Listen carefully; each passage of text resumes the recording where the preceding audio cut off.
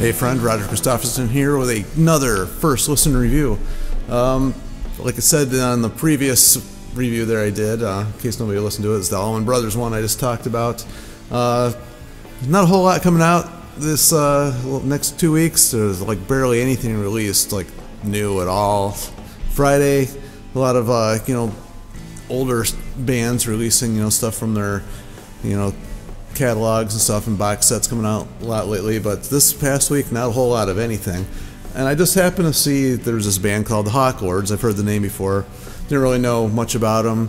It's kind of an offshoot of the band Hawkwind, and they just released a live album called Live at Kozfest, and I thought, you know what, I've heard Hawkwind. I've actually met Lemmy Kilmister, who was originally from Hawkwind, and I'm like, why not? I like, that style of music. I don't really listen to it a lot. I've heard it, and I don't know, I've really never dug in deep to it at all, but I figured, hey, why not give it a shot, give it a listen, whatever.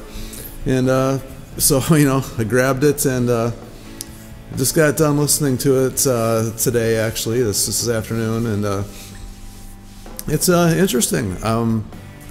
In case nobody knows, who the Hawklords really are, I guess I didn't know much about them. I just had to kind of do a little bit of looking at myself. It was actually, I guess Hawkwind was on kind of a break back in late 70s, and the Hawklords kind of formed, were just doing their thing in 78, 79, and it was formed around three of the Hawkwind members back then: Robert Calvert, Dave Brock, and Simon King, vocals, guitar, and drums. And then they teamed up with a couple guys from another band called Arc, which was Harvey Bainbridge on bass and Martin Griffin on drums, so 2 drummers apparently.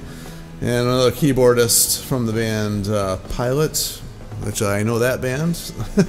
And his name was Steve Swindles. So I guess they recorded one album, and then Hawkwind kind of reformed, and they kind of like fell by the wayside until 2008, when they formed again around the bass player Harvey Bainbridge, who was not originally in Hawkwind, but he was in the original Hawklords, and then an ex-Hawkwind vocalist, Ron Tree. So they kind of got back together.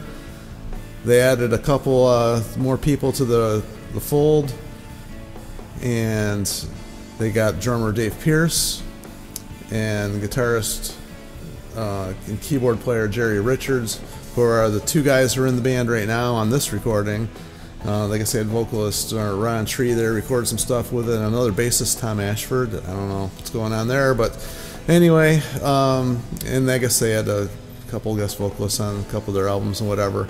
So that's all I know about this band. I went into it really not knowing these guys at all, and not really familiar with the back catalog, had never heard anything from them at all. So went in with kind of a clear mind and didn't know what I was going to get, and it was kind of fun. I actually liked it. The one thing I did notice about this recording is really good. It's not like they were like doing some like really some of these live recordings, the recordings are like really horrible sounding, a lot of feedback, static, stuff like that. It was actually recorded really well. The sonics are really good. It was listening to it in my car mainly, and it was kind of cranked up, and it didn't sound bad at all. So anyway, that, and the other thing I noticed is, I don't know if it's just a keyboard that they have going through the whole thing or what. It sounds like one of those weird, geez, I can't think of the name of the instrument now.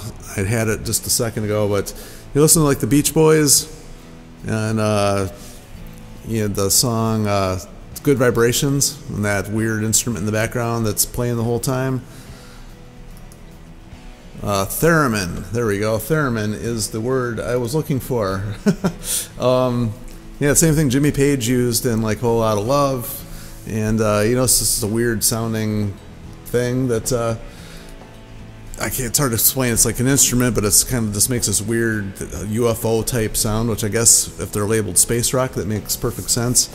The funny part was, between songs, this thing's still going on the whole time, so I don't know if it's just like a track they have playing that goes along with songs, or if it was actually part of the song, but it sounded like the same thing going on the whole time. I don't know. I'll have to probably give it another listen to see if that's actually the case. But it was fun, and the songs, are catchier than I thought they were going to be. I didn't know if there's just going to be like experimental jams or what, but they actually have a real good structure.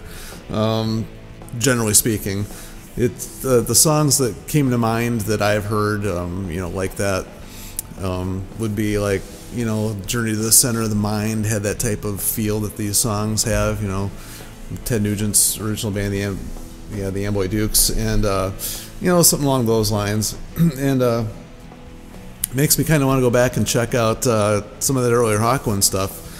I know Lemmy, came from that band, and like I said, I met him before, which is a really funny story. One of the worst shows I ever played in my life was at this thing we did out in Rochester, New York. My band was doing a showcase. There was several bands doing showcases, and it was freezing. It was middle of winter, and we had to set up outside, if that made any sense.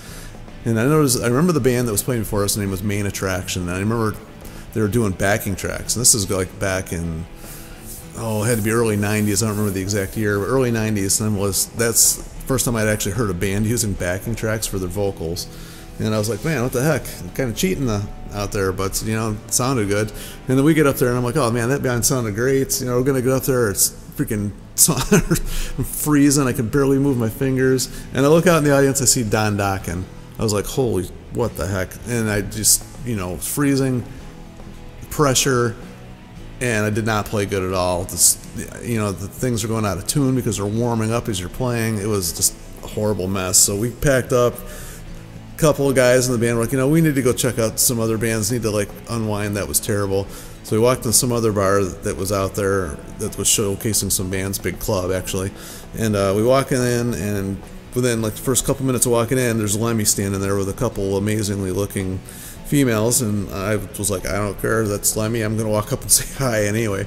And the funny part was we walked up and talked to him, and he was more interested in talking with us than he was the company he already had, and we had a couple drinks and talked to him. I couldn't tell you a thing we talked about because it was just, so long ago and whatever, but I just remember him leaving and going on. He said he was going to go check out some other bands and ended up leaving, and he was just one of the coolest guys I had ever, to this day, still have ever met in music, and it was just really sociable and fun and whatever. But that, just, the story aside, just kind of fit in with the whole thing here. So that's kind of that experience right there made me kind of want to listen to this band, even though he's had nothing to do with this band. It's just the long, journey of musicians and stuff that this band has had. He just happened to be part of that, so which led to the forming of this band. So it's just weird how music does that sometimes. But anyway, back to the music. I'd say some of the highlights on this one were the song Robot, which I guess is somebody else's song, another person who I'm not familiar with. I may have to go check this one out. The song Ghost in My Machine was actually really cool, and I don't know, this, there was that Master of the Universe was actually really cool too. So those kind of the ones that really stuck out to me, and they actually had it didn't sound like one big conglomeration of I thought they went in kind of thinking maybe it was going to sound like a bunch of jamming and stuff like that, but it was actually well-structured songs with the theremin going the whole time in the background, and they were fun. They're fun songs. I actually really enjoyed it.